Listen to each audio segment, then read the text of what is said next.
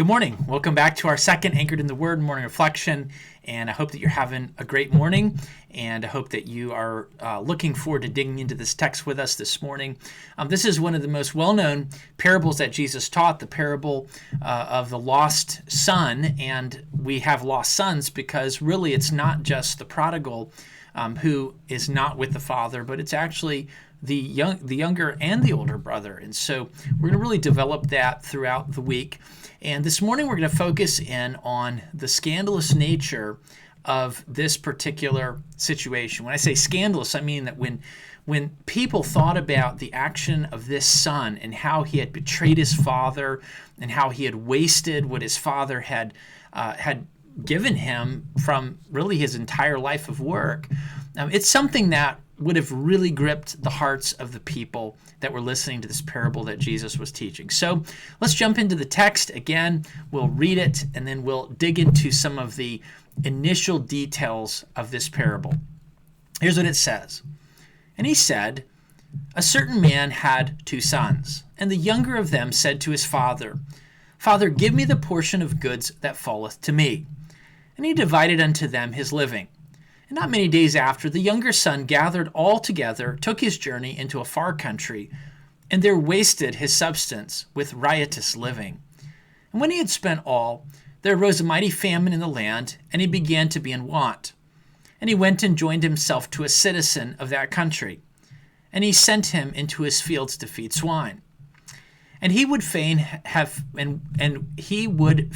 filled his belly with the husks that the swine did eat, and no man gave unto him. And when he came to himself, he said, How many hired servants of my father have bread enough to spare, and I perish with hunger?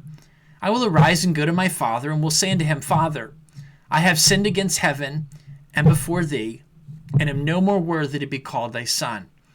Make me as one of thy hired servants. And he arose and came to his father. And when he was yet a great way off, his father saw him, and had compassion, and ran, and fell on his neck, and kissed him." Now, when we read these verses, it's important for us to first of all consider the setting of the story. In verse 11, it says, "A certain man had 2 sons." And what we're going to see as the story is developed is that the younger of those sons was a restless and a wild young man. The second of those sons, the older of the sons, was hardworking and duty-bound. And so as the story develops, you're immediately going to look at this younger son and you're going to see him with disdain because he has disrespected the father and he has wasted what the father has given him.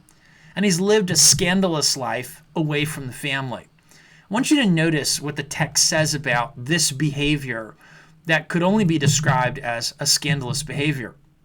In verses 12 and 13, he says, "The younger of them said to his father, Father, give me the portion of goods that falleth to me. He divided unto them his living. Not many days after, the younger son gathered all together, took his journey into a far country, and there wasted his substance with riotous living."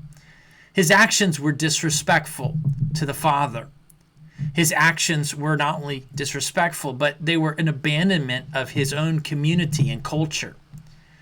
We see that he goes out and he lives this reckless life. That word riotous means that what he did was very, very scandalous. It's something that when we see later on in the parable, and the older brother talks about him wasting his substance on terrible things, those are the kinds of things that Jesus is suggesting that this young man would have been involved in. And he also wastes the inheritance. All this money is just thrown into a pit with nothing to show for it. It's been a complete waste.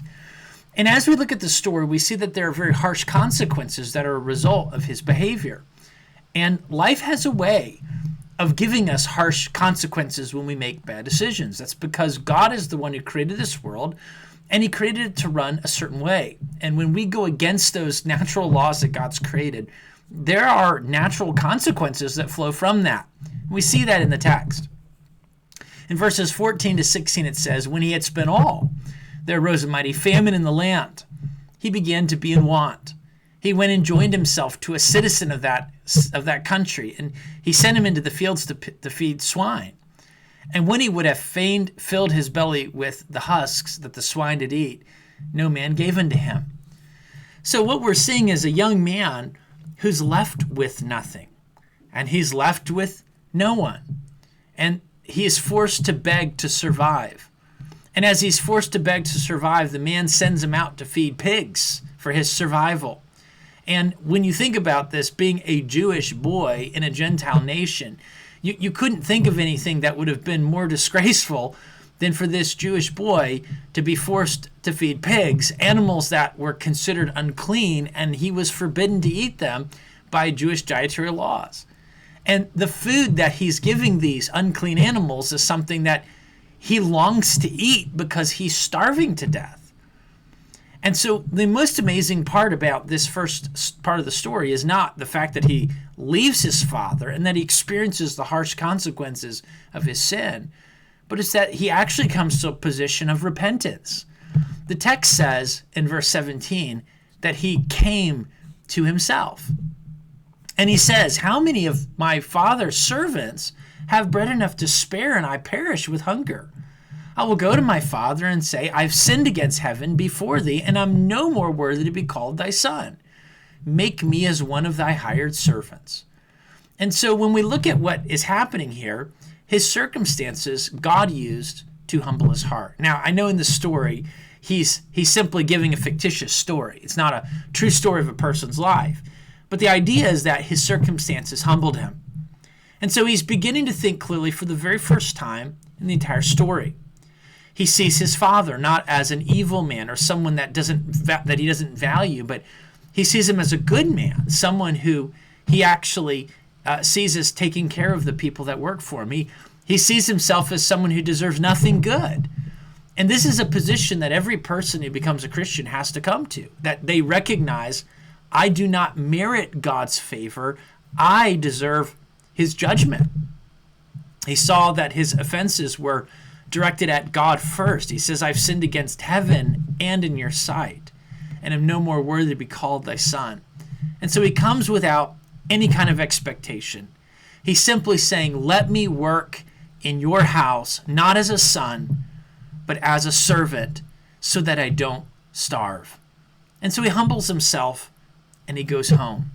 You say, well, what can we learn from this? Well, what we can learn from this is that Jesus was telling this story to get at the heart of the people that were listening. Some of the people, when they heard this story, were saying, I'm that prodigal. And some of the people that were listening to that story are saying, how in the world could this young man end up going so far and think that his dad's actually going to accept him home? And so what Jesus is doing is he is setting up for what's going to be the main focus of the parable. And that is not the consequence of sin, but the way that the Father receives his repentant Son. And so that's what we're really going to emphasize, Lord willing, tomorrow. So I hope you'll join us tomorrow as we dig into this text again. Hope you have a great rest of your day. Lord willing, we'll meet again tomorrow. Bye now.